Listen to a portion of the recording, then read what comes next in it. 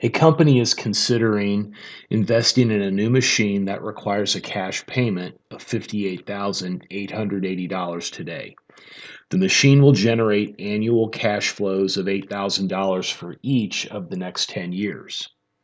The company's hurdle rate or required rate of return is 6.5%. Calculate the internal rate of return to determine whether the company should purchase this machine.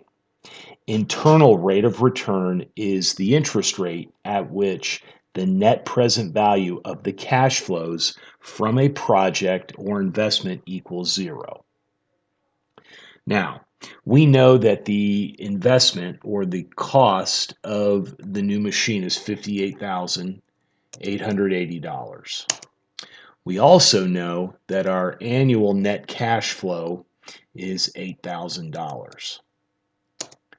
We need to determine the interest rate where the present value of the net cash inflows is equal to 58,880.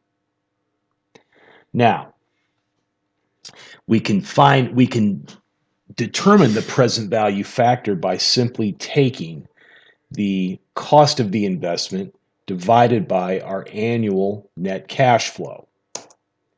We get a present value factor of 7.36. Now, equal even cash flows over a period of time is an annuity. We need to find on the present value of an ordinary annuity table, we need to find this present value factor.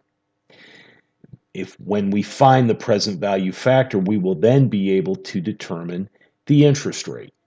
Now, we know that the machine's going to generate annual cash flows of $8,000 for each of the next 10 years. So on the present value of an ordinary annuity table, we would go down to line 10.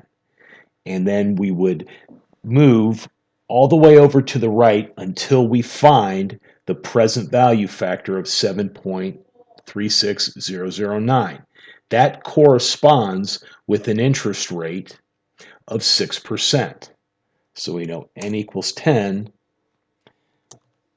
and the interest rate is 6%. The internal rate of return is 6%. Now, we compare that to the company's hurdle rate of 6.5%. Because the internal rate of return is lower than the company's hurdle rate, we should not invest in this project.